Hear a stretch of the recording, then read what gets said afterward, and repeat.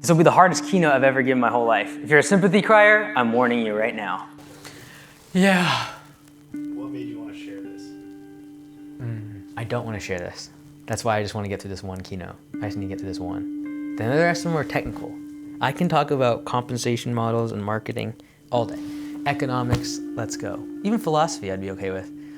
But this one's tough. The Untold turnaround. In 2024, I traveled to over 30 struggling businesses in North America. And most of you have seen the show on YouTube, post on Facebook, etc. And it was great. We go out and travel to these businesses that are struggling. And we spend one day with the owner, usually only actually a few hours, trying to turn around their company. And we call them back usually 6 weeks later and see if any changes have been made inside the business, and if they've made any improvements. I admire the business owners that even allow us to come on the show and apply to come on the turnaround show. And the reason is because I'm publicly showing their weakest moments in their business. I'm publicly asking their employees about their failures. I'm asking them about their personal issues, the debts that they have, the struggles that they face, and the problems that we as business owners encounter every day, but yet I'm asking them to put it on a public stage and throwing cameras in their face and microphones on their t-shirt. And many times in the comments, as you might have seen, people they get vicious. Talking about people when they cry, when they have tears, or when they go through struggles, when they mock their decisions and things that they've done in their company to get in a really bad spot. And it kind of annoys me because these people are publicly allowing me to come in and talk to them at their lowest moment in business, when they feel like giving up, and the last resort is usually to call me. One turnaround episode last year was ongoing the entire year. It's none of the thumbnails you've seen so far, or the 30 that I've shared publicly. We've never released the video, because the turnaround isn't actually over yet. Today I will share the beginning of that story, and on Saturday another speaker will share the other half. And this is the story of the Untold turnaround. I hope there's no sympathy criers, because I'm gonna cry. I just want to get to this keynote, dude. This is the hardest one. And the start of it was 3 years ago, January 2022. Landscape Summit, which this event used to be called Landscape Summit, specifically for lawn care and landscapers. In the Q&A session at this event in Ferndale, Washington, I was asked if I would ever start a CRM and start a software business. And at the time I said, I don't want to start a CRM. I don't have any plans to start a CRM. A CRM, by the way, is a customer relationship management tool. Think Jobber, Copilot, Service Autopilot, Element, etc. But I said, hey, no, I don't want to start that. I knew the struggles. I knew enough people in software to know that that was extremely difficult. So fast forward a month or two later, time going on, and I started to realize that robotics was not going to be the thing that separated the noobs from the pros in this industry. In the United States, there's over 600,000 landscaping companies. The vast majority of profits will go to the top 10%. And what I see the top 10% doing over the next several years is embracing software. Now, as time went on in 2022, I started getting frustrated because we were starting to scale up Augusta Lawn Care and the franchises and all the locations, and we started having a lot of issues with scaling it up internally at Command Center, as well as just issues that I knew would be easily solved in terms of deposit thresholds, credit card requirements on file, etc. So I started getting frustrated with it. I started seeing it affecting cash flow and different aspects of the owner's locations. And the question started to haunt me, like, where did the founder-led companies go in software when it came to lawn care in the lawn care and landscaping industry? A good friend of mine had recently sold out his stake as co-founder in another company that I had previously been using. And even more recently, the founder of LMN, Mark Bradley, has sold out his position in LMN. And I see this as a massive loss to the industry. And the reason for that is because once the founder has left, you can consistently see these companies flounder, they do not innovate, they do not push the envelope, and they stop investing in their product. And because of that, our industry falls behind. And I genuinely believe that the lawn care, landscaping, and home service industry is 5 to 10 years behind when it comes to software. And so I said, where are the founder-led companies? There's no one pushing the envelope here and willing to invest an exorbitant amount of money over the next 10 years to catch us up. So in summer 2022, I had talked to a friend for a couple years, and I've been helping him with his business already and kind of trying to help him get the business more established. And I acquired the code base from LawnPro. LawnPro is still in operation today. And I said, hey, look, I think we can improve this. There's all these different aspects that are good inside the current database. And I think these are the improvements that, if made, would be able to massively improve the industry. And so basically, I gave away a minority position of the company in order to be able to take the code base and run with it. And I didn't tell anyone about this. This was 100% not a single soul knew about what was going on behind the scenes and the negotiations and the attorneys and everything that we were getting involved here. In July of 2022, there was a day when the CRM that we were using previously went down for 6 hours. And I remember the hate and the vitriol that was cast upon them on Facebook and on groups. I remember we had to let everyone go from Command Center. I was like, you can't do anything, you can't log in. It's embarrassing to take a phone call and it's not working. And I remember thinking, these are gonna be my problems if I do this. And then Liz came to me that exact same day without us talking and said, you know, in the future, if we do this, this is gonna be our problems. October 2022, this is down now in Bellingham at Landscape Summit, we announced that, hey, I'm gonna launch a CRM. Over the past 1 to 2 years, there has been very little innovation and leadership in the CRM world for service-based businesses. Now, I have gone on record saying that I had no plans of starting a CRM, and at the time, that was true.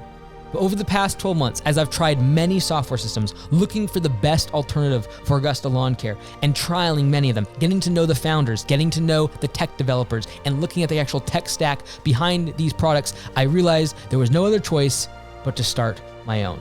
And it is for that reason, today I'm very happy to announce that starting in February of 2023, CopilotCRM.com will become available for all of us to use. And we took the code base from LawnPro in summer of 2022 and spent the next 6 to 8 months rewrapping it, improving several aspects of it, and rebranding it to Copilot. On February 2023, we launched Copilot CRM, and that was almost 2 years ago next month. Now in 2023, we just hit the ground running. Immediately I started investing in the engineering side of things and getting more engineers. Previously, the code base had 4 engineers working on it, and so we immediately more than doubled that and then tried to triple that throughout 2023. By doing so, we had this massive ramp up of the amount of features that we were pumping out. Cool, and then in December 2023, Augusta Lawn Care moved in. And so about 150 locations moved into Copilot in December 2023. And at this point, we were firing on all cylinders. Everything was going incredible. We had basically just eclipsed actually getting into profitability, which is insane for a startup and a tech company that is pouring money into something like this. Everything, if you talked to me then, we were gonna conquer the world. We had just done a launch at last year's Landscape Summit, and it displayed deposit thresholds and card on file requirements, and we were hyped. In January 2024, so a year ago this month, we tripled the number of members inside of Copilot. And then we entered into bug hell. Bug hell was not fun. We had so many bugs coming in. It went from 5 to 10, which is a very manageable amount of bugs. And in every software, there's going to be bugs, but the threshold of pain that you're willing to endure is basically how much can I then allocate towards innovation and creating new features. So you're always balancing this out. And we went from that number to 50. And then 80. And then 120. And then 150. And then 180, and then 200, and then 220, and then 240 bugs reported and documented inside the system. And everything was breaking. This one's tough. First off, because I'm sharing personal videos that I made that I didn't think I was gonna share with everyone. So that's tough. But more importantly right now, it's like Copilot just like debilitating. At least once a day, I think I want to quit. Just painful. Like literally, just like you look at someone will say something on Facebook or whatever, and it's just like daggers because it's true. Stuff we're messing up.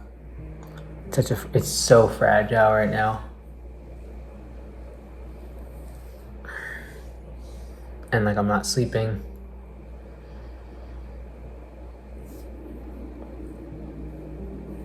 I know what I need to do in a lot of the areas.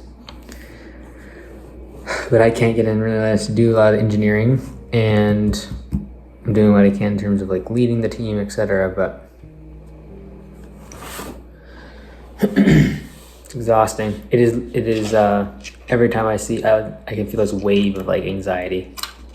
Every single time I open up and see a message or something goes on, or I get an alert, something going bad.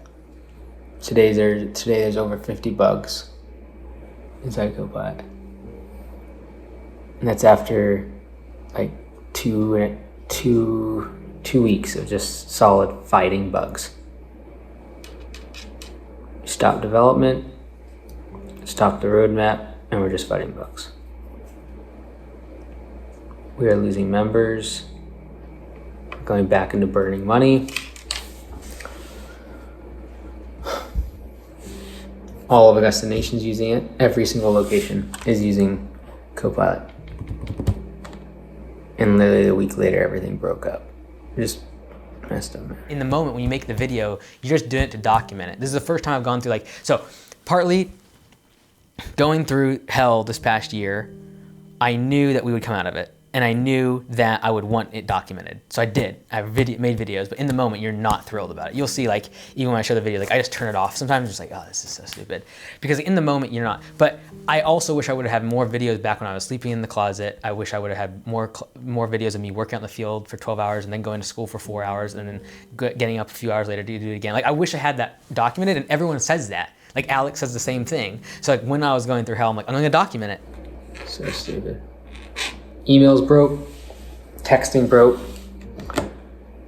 merge tags broke, sequence automations broke, push notifications broke, iOS broke, Android broke, the native version of the app broken, in-app alerts was broken, literally every single piece of the software. Absolute joke.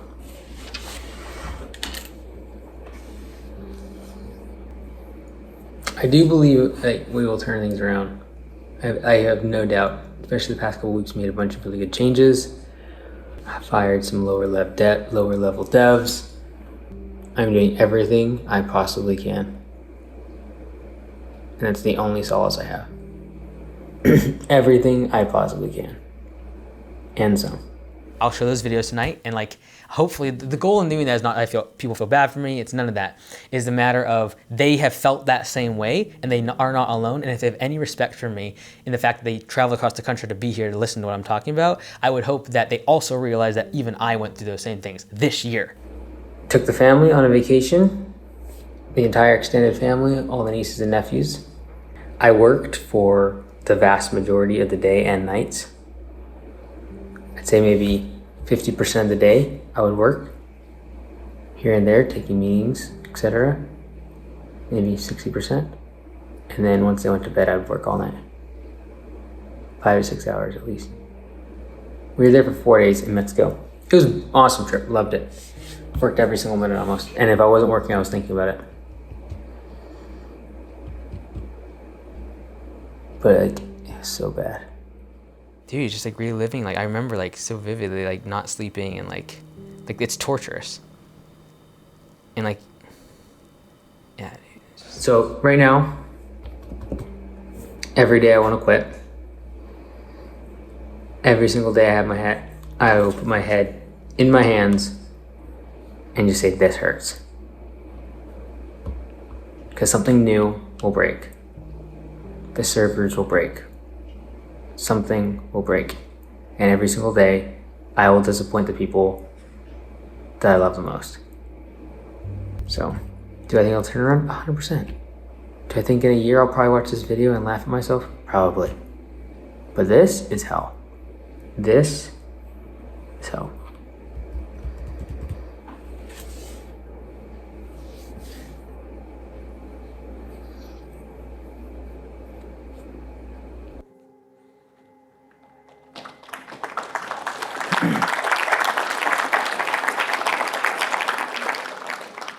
And so this was that Mexico trip.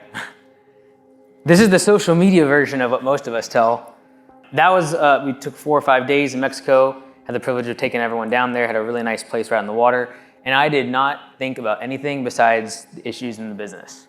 I scheduled all my engineering meetings throughout the night because we had teams around the world and we're working literally 24/7.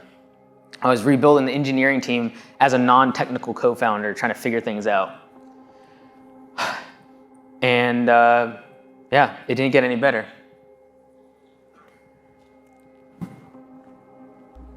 So it's just after 3 a.m.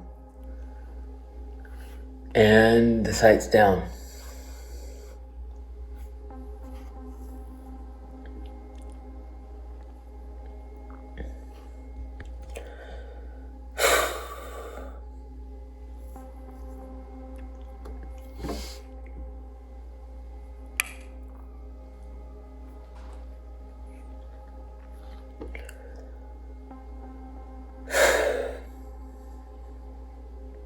I contacted Dustin. I basically said, like, throw money at this thing. We need to fix this no matter what. So I said if there's a button here for $1 million, I just push it if we get to fix this problem. It's crazy. We don't even know why it's down right now.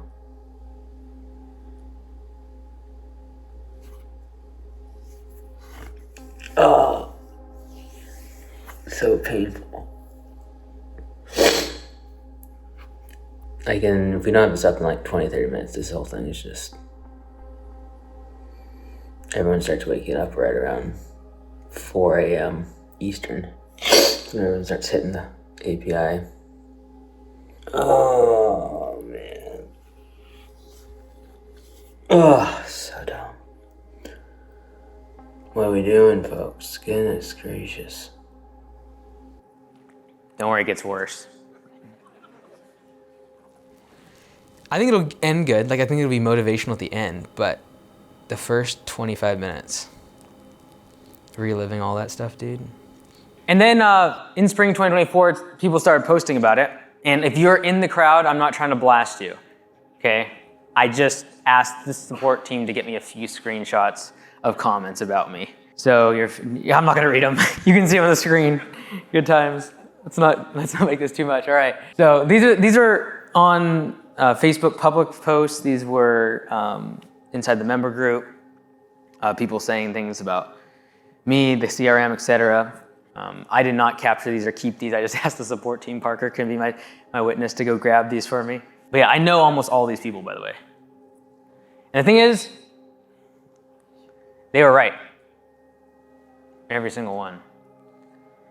And although if you would have looked at, say, in Instagram or social media, you would have seen the Mexico trip, etc. For many of us here, there is an untold turnaround happening. And you don't show that part of your life. Maybe 1 out of 1,000, maybe 1 out of 100,000 people that watch my videos actually ever apply. And do we ever actually see the depths of the despair that they're going through? My mistakes can affect them. That's the challenging part with a brand and community, is you make yourself vulnerable to the mistakes of others. And so I'm human, and especially when we're trying to make things happen and make changes and improve the systems, like, I'm gonna mess up sometimes. So like, I hope I can, reverse course and like improve and course correct and get better feedback loops to make sure that doesn't happen. But like, ultimately me making a mistake of something like Copilot affects them. So that's also a liability in joining a franchise or any community or entering a relationship or starting a family. Like, there's liabilities and risks involved. So, but yeah, like, I'm not gonna hide it. Like, yeah, I messed up big time. So hopefully yeah. Don't worry, it got worse. But I wanted to directly address currently what we are going through and in the stage of Copilot, and just answer as many questions as I possibly can by communication. I know over the past couple weeks, I have not been in the Facebook group very much, and that's because I've been having my head down, making sure that structurally I can do everything I possibly can inside of the business to make sure that these bugs and these issues are resolved, and we continue to work towards our roadmap. We have decided to wait on the release of new features. We have a lot of work already completed on things like the waiting list, digital signatures on estimates, chemical applications, etc. We have a lot of that work completed, and we were planning to beta test that and then release it into production March 1st. We are going to delay that. For now, I expect that to be at least 2 to 3 weeks, but that is an indefinite period of time because we must stabilize the system. And we are making a lot of changes internally, both in the team, how we do our code development, how we do quality assurance and testing, etc. And I understand that that doesn't solve the acute pain that it is causing in your business and the pain that is anticipated if you enter into spring rush with a faulty system. I know that for the vast majority of our users, the amount of dependency on the software will more than 4x after March 1st for the vast majority of our users due to the fact that we enter spring rush. This is across all home services, not just the green industry. Spring is the time that we get most of our leads. We are extremely busy and we can't have these bugs and these paper cuts and these failures on the software's end. I 100% understand that this is causing business pain, and we must fix those problems first before we do new features, etc. I know that I in the past had said that we would have the chemicals done by March 1st. However, there is more pain being caused than the positive benefits that would be brought on by that use case. If you are a chemical applicator that was fully anticipating that by March 1st you'd be able in the system, we will happily refund you any fees whatsoever. And I know that that is not a trend that I want to continue in the future of promising things and then it gets a month and then 2 months and then a year and then years down the road. I hate that. It's not something that I want to be known for at Copilot, but understand that right now we must focus on the bugs, the stability of the system, etc. Yeah, that was a little humble pie. That was a video too. And I did not look at the comments because I'm sure I got flamed. All right, so I think this is one of the last videos. But we just started having to say sorry. It was eventually just I felt so out of control. We're pushing all the deadlines. And this video, if you notice the last video, same shirt as the video that we're about to play. The last shirt was inside out, all right? Wasn't really clicking, firing all cylinders. Let's go ahead and see this one. And so I just want to be honest about the timeline. I do believe it'll be 1 or 2 more months of bug hell. I think it'll be 2 to 3 months before stabilization, and we are considering stabilization at a certain number of bugs in our system. There will always be bugs, but we believe we can get it down significantly back to what it was last year.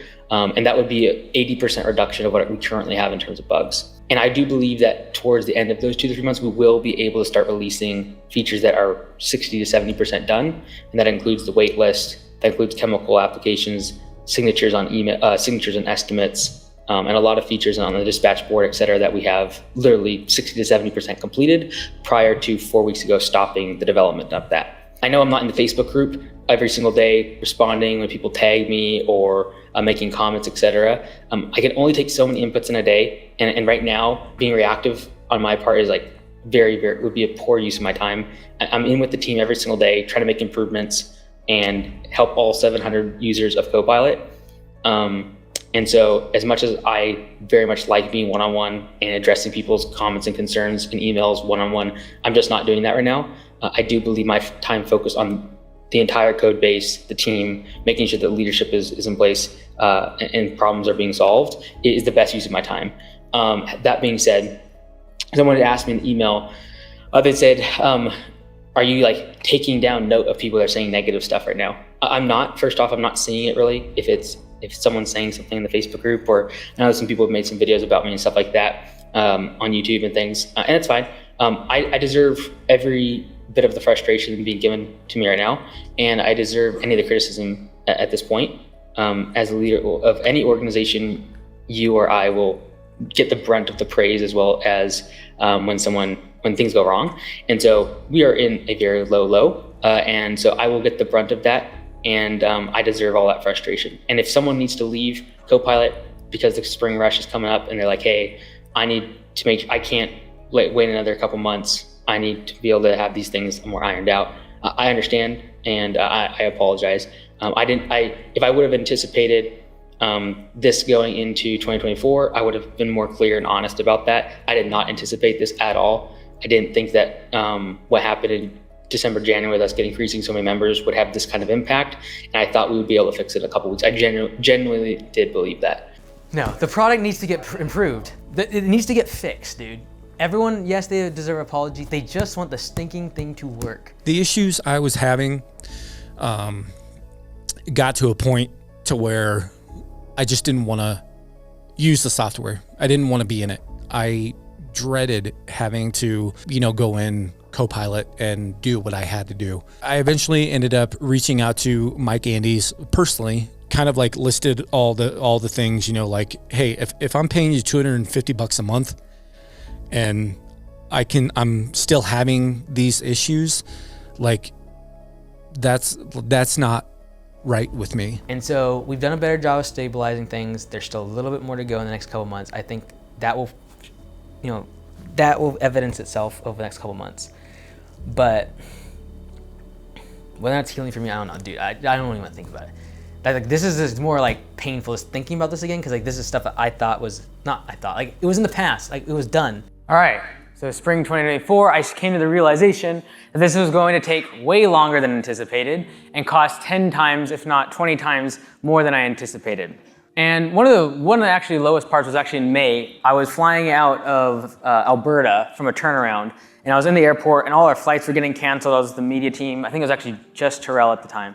And flights were getting delayed and everything, and I got this text message, and it was like, hey, Mike should really just turn around his own business. And I was like, you're right, he probably should. The challenging part was I could actually not do the work required. If it was just a matter of like, hey, you need to put your head down and get something done, I would have been doing it. I would have been like on whatever it was required to just keep working. I could not fix these problems. And so in summer 2024, I realized there's a massive skill gap of the amount of users that were inside the system and the code base the fragility of it, and what kind of skill from an engineering perspective was actually required to be able to bridge this gap. In summer 2024, we decided, hey, this is not a quick fix. This is a restructuring of millions and millions of lines of code. In that, I realized because of the investment that was going to be required, I need to buy out my partner. When the business was at its worst point, we were bleeding cash, we were losing members, I was funding it all myself. I said, in order to be able to turn this thing around, it's gonna take millions of dollars, and I will have to buy out my partner. And so the minority partner that I had at the very beginning that came over from the previous code base, I paid him ungodly amounts of money to make sure that I owned 100% of the company and could make the investments required to turn things around. And that was very, very difficult. Personally, there was a huge investment just to get that cash and make this bet. This is the biggest bet I've ever made on my personal self, because at the very lowest moment, I had to go all in from a cash perspective to be able to make sure I owned 100% of the company, and then could then reinvest back into the business. So then we started restructuring the engineering team, restructuring how this was all going to work and how the API works and the back end, etc. In summer 2024, that's when Josh, who you'll hear from on Saturday, Josh Kale, made a big gamble on us, big gamble on me more specifically. He had been working with us part-time as a consultant while he was working his other job previously at Active Campaign, which is a massive company that is over 200 million in revenue, very established, and had a fantastic career. And Josh made a bet, and I don't know necessarily why. He can maybe tell you on Saturday, because I've never asked that question. But he decided to come join full-time, and that was what we needed. It was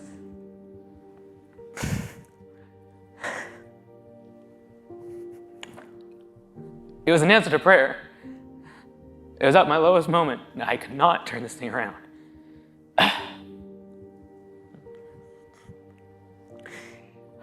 And whenever I watch the turnaround applications, because people submit videos all the time and talk about what they're going through, I think about this moment for me, and I needed help. And the humility to be able to recognize you can't do this on your own. Mike is obviously a big reason I joined Copilot. When he was telling the Untold story, he was asking, or wasn't sure why I joined Copilot. And one, obviously Mike. He has a really incredibly bold vision, very sincere, ton of transparency. He was very open with me about the books, about the struggles of the business. And he has a very clear mission to sincerely help small business owners, build the American dream. And Josh made a big gamble. leading a big company, but more importantly, put his reputation on the line and started to go to bat for us for engineers, knowing that that was really the deficit in the team. And these are not quick hires. This is not like, hey, come interview and we'll hire you tomorrow. These are 6 and 12 and 18-month processes of courting these people and bringing them from very well-paying jobs and publicly traded companies to try to join the team. Over the course of the next few months, we had to start retooling the support and onboarding. This is the only thing I could really do. I could not change the code base. I could not do code. And I did a little bit of code way back in my college days, but not enough to be able to fix these problems. And so at the peak in February, you can see our churn was 11% every month. And that means that every single month, 11% of our customers were leaving. If you run the math on that, in 9 months, you will have 0 customers. Problem. No matter how many customers you will add to this, you will never be able to grow this business. Over the course, though, of the next several months, because I was able to start focusing on other aspects besides the code and the engineering side, I was able to focus on things like the customer and the member roadmap. There's something I could do. I could actually focus on this. How do we actually get people to use the system and use the software? The same way that when a customer accepts an estimate, that is not the end of your journey with them. There should be an onboarding process. How do we actually get them to get more of our products and services that they use? And so I created this, the member roadmap, really started to dig into this. But just because those lowest moments had kind of gone through, does not necessarily mean the turnaround was done. All of the hiring and the engineers that we are now bringing on board, I was starting to realize the impact financially what this is going to do to me personally. Budget from engineering, tech, and product is T&P. So we're ballooning our expenses massively. We're hiring a bunch of people. It's awesome, super good, but gotta pay the bills, and we're probably gonna double spend here. So for every dollar we make, we will probably lose $2. Sounds like a great budget. Never lost this much money in a business. Kind of reminds me a little bit when we started the franchise, but at that time we were losing maybe 20 cents for every dollar. Now we're losing 100% of a dollar every time we spend a dollar. That's just, so gotta make sure you can afford it. It's already ballooned to 6-figure losses. Probably gonna double now. So gotta figure out a way to pay for this. Though we can get more users, but and hopefully we can by spring, like as we go into the off season. Things are much more reliable. We haven't had any crazy incidents, etc. But I don't really blame people not wanting to join. It's been 10 months since we last released a meaningful feature, and yeah, now it's a matter of can we hold our breath long enough to get out of this, just financially. It's gonna be a big spend here. So what killed me was having to buy out Patrick from a cash perspective. That just kind of tapped me out this year.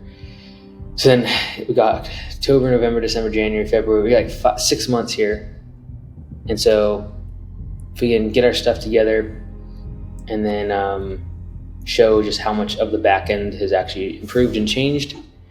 So trying to just tonight figuring out the budget, but then also figuring out like what's the path here? How are we getting back on track? How do we actually tell the story to users and win their trust back? So here we go. So then in December 2024, we got the bugs down by about 80%. We're not there yet, but we are on our way. I want to go back and look at the hardest year of my career and what did I mess up on and what did I learn? Hopefully you can take these learnings and these lessons and not make the stupid mistakes I did. So first off, what I messed up on, I got stuck in growth mode. Growth creates chaos. You've heard me say before, growth sucks cash, but growth also creates chaos in the business. And I got stuck in growth mode. I kept growing. We literally tripled in a matter of just 30 to 60 days. I also messed up on being cheap. I didn't surround myself prior with people that had the similar goals as I did. So I started to spend over $12,000 a month between personal coaching, as well as getting inside a group of people that were all doing SaaS, software as a service. People that were like-minded, that were ahead of me in the game, that were at the same size or above me. What I messed up on, every problem seemed like the end of the world. There was multiple times I went more than 48 hours without sleep multiple times. And it wasn't a matter of me working hard. So I wasn't like some great hero.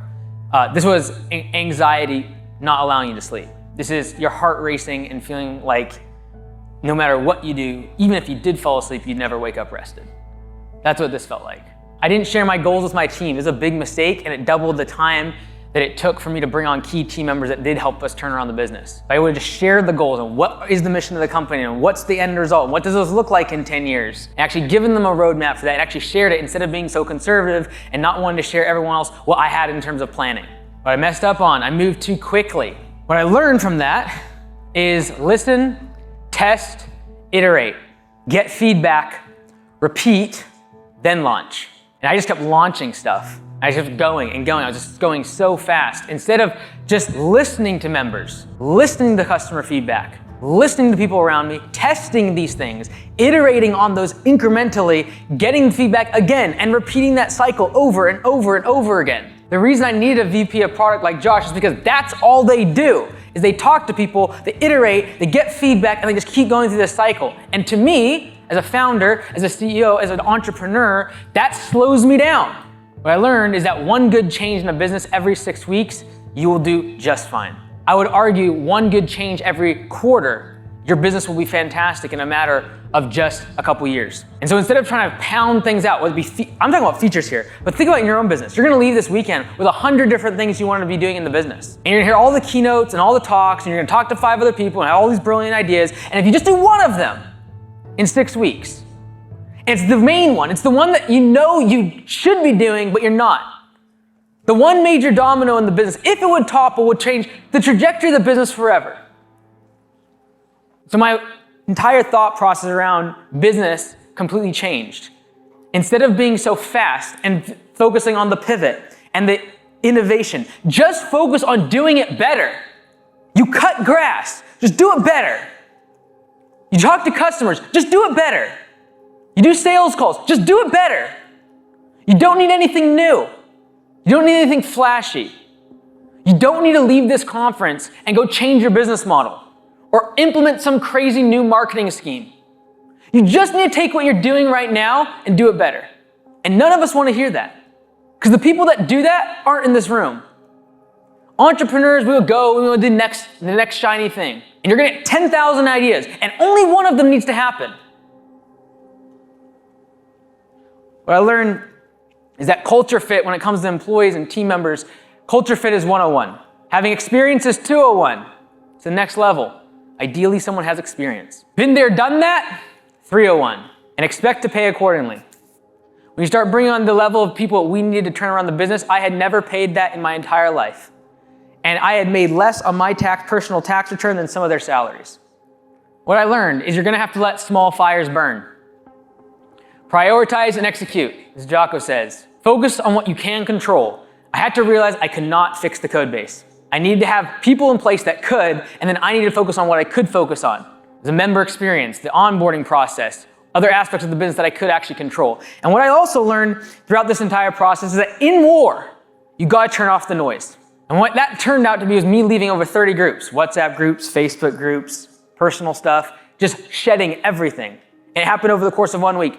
And Dr. Kashi said, you need to get quiet. You have too many inputs.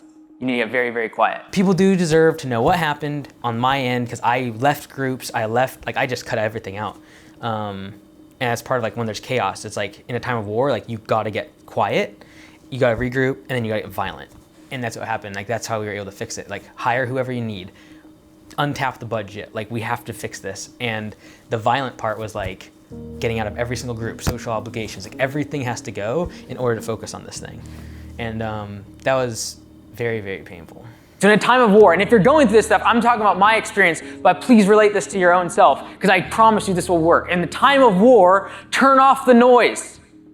Get quiet. I still remember sitting in the gym early in the morning and just leaving group after group after group after group. People I love, people I would love to talk to, people I would love to interact with, and just leaving group after group. I've got to get rid of all these inputs because the noise is too loud. You can't act with precision when it's loud.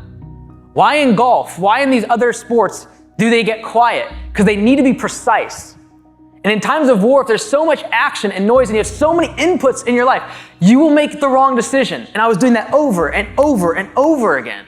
And then get violent. And violence, obviously many times, is looking as a negative thing. To me, what that meant is you get quiet, you need to get a plan, and then you just take all out action against it. And so I got an assistant, and I did not get the assistant because I needed an assistant in the long term. What I needed someone that hold me accountable to be extremely systematic about spending every single minute of the day. And so whether it be calendars, email, processing text messages, and how everything was processed had to be figured out because I needed to get all the inputs dialed in so I could focus on what needed to be the most important objective in the business. So whether it be getting groceries, whether it be having someone clean the house, whether it be doing the laundry, I needed all inputs, everything, get quiet. What I learned is if I, as the leader, do not have a clear vision, I will only attract mercenaries. Mercenaries, they'll get the job done. They will. You will only attract these type of people in your organization if you do not share the vision that you have for the company. To recruit missionaries, people that will take your business to the next level for you and have the skills, and they've been there and they've done that before. My goals must be big enough to fit their goals inside. And this is where I started to share the vision of what we were going to do with Augusta Lawn Care, Copilot, and the media team. What I learned, Alex has been talking about this a lot recently, is don't think small and allow others to earn skin in the game. So many people are unwilling to partner up, to give equity, to be able to give profit sharing, to give distributable cash to their general manager, to be able to start a second location and partner up with someone. And it's because they're afraid of thinking large enough to where someone else's goals fits inside of their own. Elon only owns 20% of Tesla. He's worth like $400 billion. Bezos owns 9% of Amazon, over $200 billion. Jensen Huang from NVIDIA, 4% of the company. And this is where the whole notion of dig, build, bury began. Because as you go through an experience like this one, and when you're starting a business or you're going through a situation in your life that seems hard, this is what the process looks like. When you first start a business, you're starting out on flat ground. You're at a job, you're at a 9-to-5, things are comfortable. You're on a stable footing. And then you begin to dig. And the digging process is not fun, nor is it something that is glamorous. It's not something that's posted about on social media. It's not something we enjoy. But the digging process usually entails the first 3 to 5 years of starting a business. And that's the digging phase. And you're hustling, and you're working, and you're trying to get everything you possibly pouring into this business. And in doing so, you actually go down into the ground to build the foundation. You do not start building from the ground up. You start digging down. And the reason most people will not achieve the success and the height of the building they attain to have is because they're not willing to dig deep enough. And they're not willing to put in the 3, 4, and 5 years required to build the foundation strong enough to build the success on top of that they want and aspire to have. And you dig the foundation, and it's hard. And then you build the business, and you pour blood, sweat, and tears into it, and you're up late nights, and all of these things are happening. And then when you're done all of that, you bury the foundation. After building the forms and pouring the concrete, you bury all of the work that you've just put in. And after the first 3 to 5 years of starting a business, and after the digging phase, and then building the foundation and slaving away and being lower than the people that you left back at your 9-to-5, after the comfort and everything that you left, and they're up above you, pointing down on you because you're in the hole, and you're in the foundational stages of your business and your organization. After all of that, after all the work that you put in, you bury it, and you never think about it again. Because it's painful. The dig, build, bury thing is like so real. Like you try not to think about it. And that's how I've been for the past 6 months since it all happened. But now I have to relive all this. And you try to bury these thoughts and the emotions that you had to go through to be able to get to that time in your life. And those are not the pictures that are posted on Instagram. Those are the stories that are happening behind business owners every single day. And that is the untold story, the untold turnaround that many of us are experiencing even this weekend. And if someone like myself that will publicly go out and try to turn other businesses around, am going through the pain that I've gone through this past year, I know there are people in this room that are experiencing a turnaround of their own, and it's an untold story. And there's not videos and cameras in your face, and I'm not publishing you on my YouTube channel, but you've come to this event with $500, $1,000 left in your bank account, and this is the last resort to be able to turn the company around. And you have an untold turnaround story of your own. So it's not easy. Everyone thinks, they see the turnaround show and they're like, oh, they should be doing this. It's like, you're Monday morning quarterbacking this. It's not easy to turn around a business, especially when there's money being lost. You have people saying negative things about you. It's very public. People that you love you're affecting them negatively. It's not like a customer. It's like I've had angry customers. That's not this. This is people that I love and I care about and I've poured most of my career into. They're the people that this is negatively impacting, and they're the people who are mad at me. And so they go through the same thing though in their own personal life. We just don't capture it on camera, and that is when they go home and the wife is telling them that they need to quit, their family is telling them that they're failures. That happens. And we just happen to be able to encapsulate that. And so it is my obligation to share that with them so they know they're not alone. Including the person that goes out and travels and does turnarounds, he still has to go through the same thing. Maybe 2024 for you wasn't all sunshine and rainbows. And you're gonna hear people get up on the stage and talk about how they've grown their business and all the things that have gone right and everything that has gone fantastic. And you're gonna be inspired, but you're gonna go back to your life and you're gonna say, what's wrong with me? 2024 wasn't all that. And I didn't grow my business. And I actually made less money in 2024 than in 2023. And I'm considering giving up. And I'm almost tapped out financially. And I have a lot of debt to go back to this year. And I'm running out of cash in this off season. I don't know if I can make it through this spring rush. Maybe you lost time. Maybe you lost money. Relationships that you held dear, you lost in 2024. Maybe there's someone, trust that was broken, or health that you lost in 2024. And others made sure that you know about it. And the people back on top of the ground, they pointed down at you and they made sure you knew that you were digging down deeper than they were. The people you went to school with, the people that you used to work with, your friends, your family that told you not to start that business. And you've had a 2024 that is not one to remember, but it's one to forget. Let 2025 prove them wrong. 2024 might not have been all sunshine and rainbows. Maybe your friends and your family, your spouse, parents, siblings, school buddies, coworkers, they said you failed. And maybe they're right. You might not have screenshots from Facebook, but you know what they think about when you go to a friend's gathering or a family gathering. And their sly little remarks about your old 9 to 5 and what it could have been and how you should have just stayed in school. You know that, and you feel that. Let 2025 prove them wrong. Maybe 2024 wasn't all sunshine and rainbows. Maybe you fell short of your own expectations. Maybe you gained weight in 2024. Maybe you lost your partner. It's divorce. Someone gave up on you, and maybe they kicked you when you were down. And I know many of the people in this room, and even though I can't see all of you in the back because of the lights, I know a lot of your stories and what you've been through. And the thing that inspires me about the industry in home services is it attracts the people that are in this situation. Today we were having the Augusta Nation conference before everyone showed up publicly, and almost every single person, when they told their story, came from a broken home. Almost every single one. That's what this industry attracts. And I don't believe that person should be counted out on. And I believe that even if you had a 2024 where you fell short of expectations and other people counted you out, let 2025 prove them wrong. Because the difference is that they are counting your success in days and you are measuring it in decades. And right now they are right, because you are in the hole and you are building the business and you are in debt and you are at loss of what to do next in the business. But you're not measuring your success on days, weeks, or months, or even years. It'll take decades to build the skyscraper, the dream that you have. It will take years to accomplish that. But without the foundation, without digging and building and then burying the beginning stages of a business, you will not be able to build the building. And when people come to see that building, no one looks at the foundation and admires it. What do? They look up and they admire the glass and the metal and the architecture. But none of that is possible without the pain that it took to dig, build, and bury the foundation. And I find the vast majority of people that come to a conference are in that stage because you realize the pain you're in and you need other people to inspire you from the top. People say, you can make it. And other people on scaffolding have been in the business for 5 or 10 years to be able to reach over to you and say, it's worth the pain you're struggling with.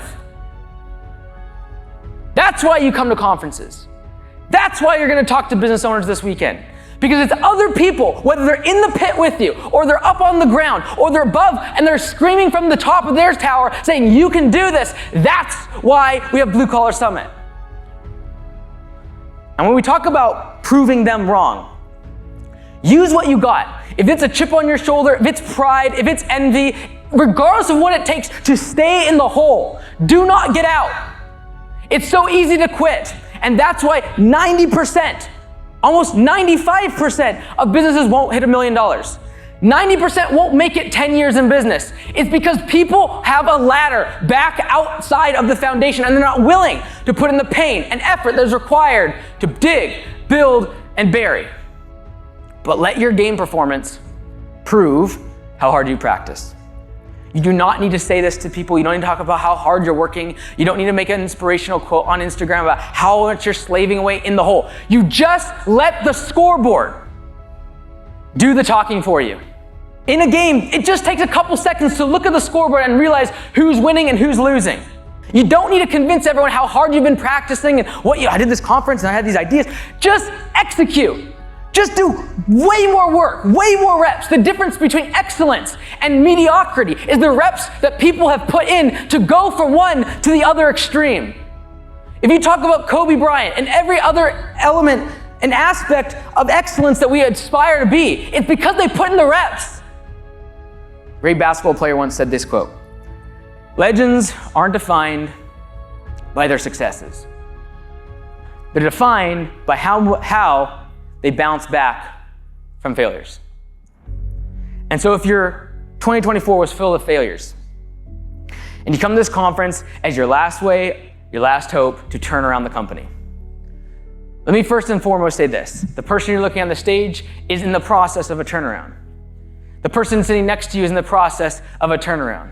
The person sitting behind you and beside you and the people you'll eat your food with this weekend are in the midst of a turnaround, and it's an untold story. That turnaround story was never told, and I'm sharing with them because every single one is going through a turnaround themselves. It's just not on video. It's the untold turnaround. The untold turnaround of yourself, your personal health, your relationship, your spiritual walk. Like, people are going through turnarounds, but there's not a camera and there's not microphones picking it up all the time. What will your turnaround story be? And for some, the turnaround isn't necessarily even inside their business. Some need to have a personal turnaround. Some people need to have a spiritual turnaround. Some people need to wake up and realize that they're not going to see their family if they continue the way they are with health. What will your turnaround story be? Today, I've tried to share the low moments that I had, and it wasn't easy to record those moments, and some of them I could not share. However, that's my untold story. And you probably won't record pieces and parts of it. You probably won't be able to document it. But I want to know, what's the untold turnaround story you'll tell one day? Because some people need to exercise. They need to eat better. If you want to be able to hold your grandkids, if you want to live a longer life, if you want to be there for your family, for your spouse, you're going to have to do a turnaround. You're going to have to hit rock bottom. You're going to have to actually ask someone else for help. And this is why I admire the people that reach out in the turnaround show and just ask for help, because they realize they need support. They need someone else from when they're down in that pit to reach down and pick them back up and give them the support they need. What will your turnaround story be? I respect a person that can admit failure, that can realize they're in a low moment and reach out for help, and then do something about it. And there's examples in this room tonight that have done this very exact thing in life and in business. Over the next couple of days, I want to share some of them. I didn't have this one in my notes. But Ryan, could you stand? He's one of our owners inside Augusta Nation. I recommend you talk to him this weekend. He owns several locations, 5, I believe. Very successful. 3 years ago, he had a turnaround of his own. And he went from, how much did you weigh? 440 pounds. And as of this weekend is now under 15% body fat and extremely shredded.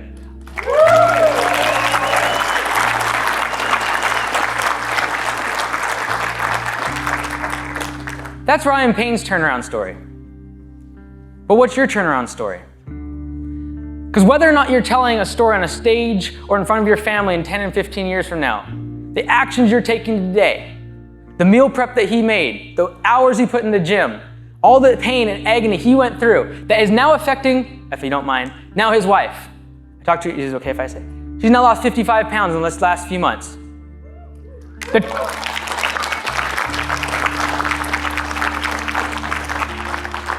Your turnaround story is going to impact someone else's life. Don't be selfish. You might not just turn around your business or your personal life or your health for yourself. It might be for the person next to you. And the pain that I went through this year, if it's anything, is for all of you to see that even when you see someone that you might aspire to be like, or you think they're successful, they have a turnaround story of their own. And all the fancy pictures and everything that's going well and all the big highlights and the money and the revenue and the growth that people will see on social media, the untold turnaround story is not being told. And I say all of this for this weekend.